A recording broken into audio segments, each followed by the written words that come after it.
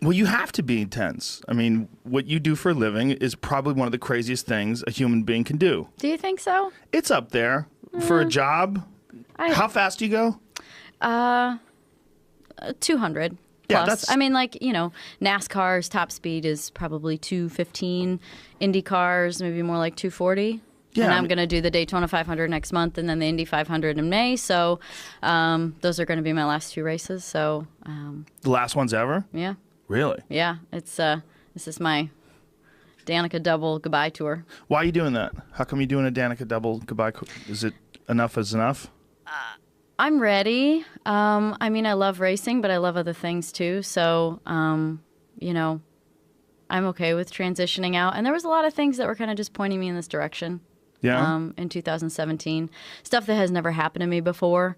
To kind of, head towards the exit a little bit. But I'm good with it. I'm a very decisive person. So this is probably one of them that I thought about a little bit as far as like how to be done or if to be done, I guess. But the how was the hardest part. My agent kept calling and saying, what about this? And what if you did that? And I'm like, no. You all need to get ready for me to be done, please. Wow. And so then he came up with he's like, what if you finish up at Daytona for the 500? And I was like, what about the Indy 500? And he goes, and I was really only referring to the Indy 500. And he was like, well, I'd love you to do both. And I was like, oh, well, that's a good idea. So there's this thing in racing called the double, which is doing the Indy 500 on Memorial Day weekend on Sunday and then flying straight to Charlotte to do the Coke 600 afterwards. And that's kind of known as the double. But this is what we're calling the Danica double, and it has to do with just having spent, a chunk of my career in IndyCar and a chunk of my career in NASCAR, and it just kind of feels like the right way to go out. I don't know. It wasn't clear. It was a bit of a murky end as far as like what's going to happen. Am I going to race next year full time or not? And it just kind of went too long for me to have like a proper I'm done sort of moment in my head. So this was just a great way to do it. So when you say that things happened in 2017 that didn't happen before, like what do you mean? Like I had a sponsor leave me. My primary sponsor left at the beginning of the year. I mean, I signed a contract when Mercury was in retrograde, so, I screwed myself there. But You believe that stuff? I don't know. It was true, so I guess. Maybe the universe is a little bit more straightforward than we think it is. I think a lot of stuff. good things probably happened during that time. Just in 2017 or during retrograde? Mercury in retrograde. Yeah. I don't believe in any of that shit. Oh, yeah. I think people look for some sort of like hidden meaning to things when it comes to like astrology. Yeah. Yeah. I do try and understand it. I'm trying to understand how it really matters, but I don't know. There's definitely some things, at least with the moon, that goes on. I mean, the water changes with the moon, so doesn't that mean that other things should too, whether it be energetically or something like that? I think the water and the moon thing kind of makes sense a little bit.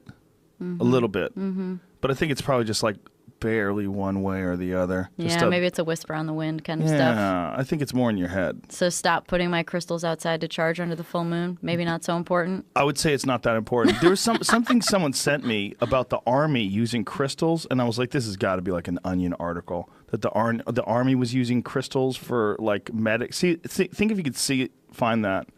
Wait Did a you find second. it? Yeah, this For crystals, for wounded people.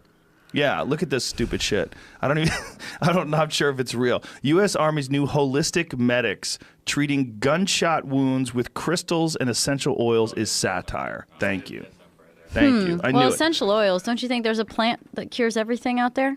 There probably is something like that in the Amazon. That maybe not cures everything, but there's probably a lot of stuff that we don't know about. That's where essential oils come from, right? Yeah. So pair that up with some high vibrational stones. High vibrational stones. Ooh. I don't know. Intense. So so back to my sponsor leaving me. So your sponsor leaving you were like, that's it? It's just never happened to me before. I've always been someone that's been really well funded and always had a sponsor and never a problem. And so, it was just things like that were happening. I got into a few big wrecks in a row, like probably 3 and 6 weeks that were, like I was bawling in the medical center after the third one going, I was running like top 10 and a car blew a rotor and clipped me and put me in the wall. I was on fire.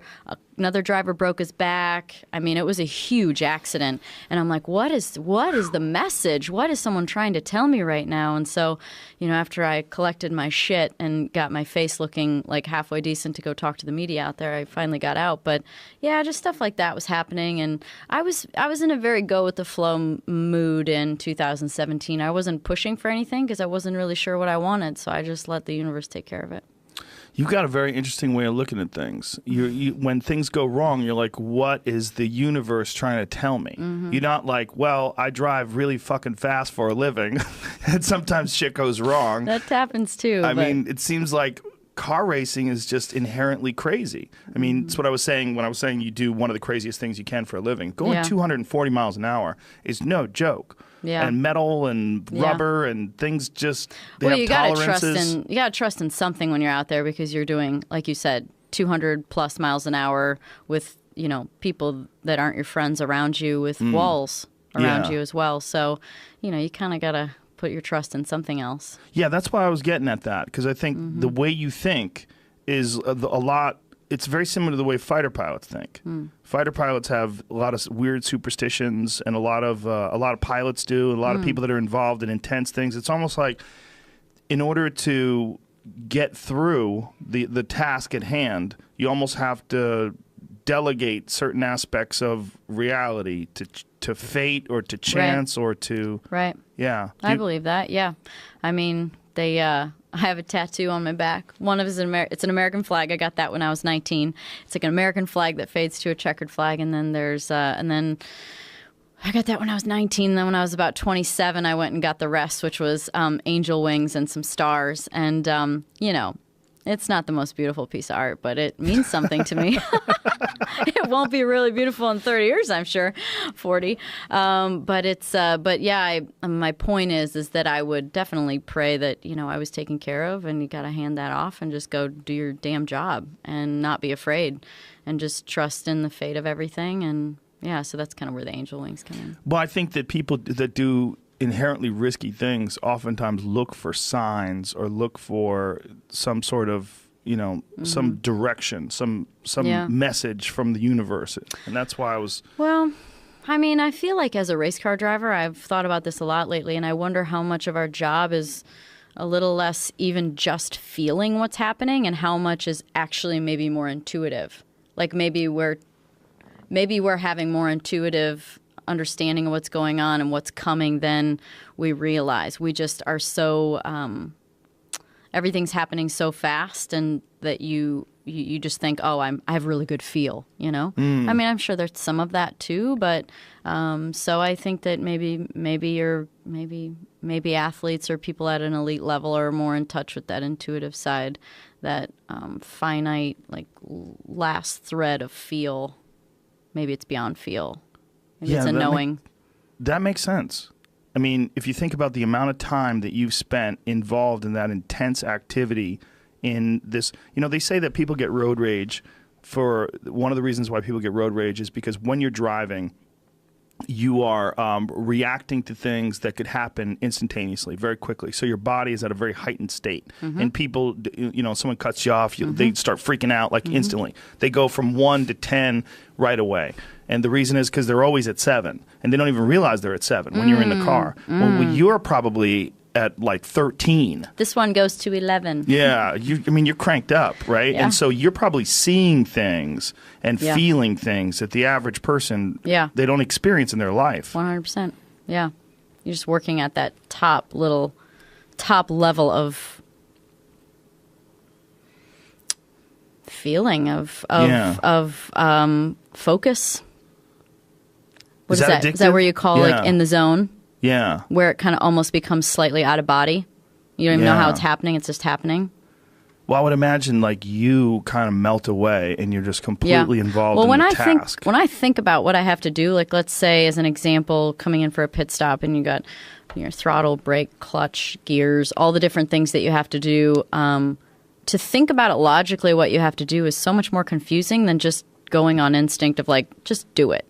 Because you have to, you only have 2 feet, but you have 3 pedals, and you have to use all 3 pedals at some point in time, but you want to be ready for everything, and you're coming in like with the clutch in on the brake, but then you have to get to the throttle just in time, but you have to have the clutch in and you have to hold the brake so you make sure you don't roll. There's all kinds of things you have to do using all 3 pedals, which you have 2 feet. And so when you have to think about what you have to do, it's a little more overwhelming than just doing it. Do you drive a manual in real life? I would. I love it. Easy. Yeah, I do too. But do you? Yeah, but I mean, a lot of people, it seems like it's kind of a dying thing. Yeah, it is. I mean, even Indy cars went to paddle shifting before I was done. It was H pattern, and then it was sequential gearbox, and then it was paddle shifting, and then. But NASCAR still got the old H pattern. That left leg is important for the whole feel of the thing, right? Well, especially in an Indy car. In an Indy car, you actually have a full-on dead pedal. So you have all 3 pedals, and then you have a dead pedal, which is important because you spend a lot of time with your foot there. But it is part of the feel. It is absolutely part of the feel of the car, especially with all the G loads.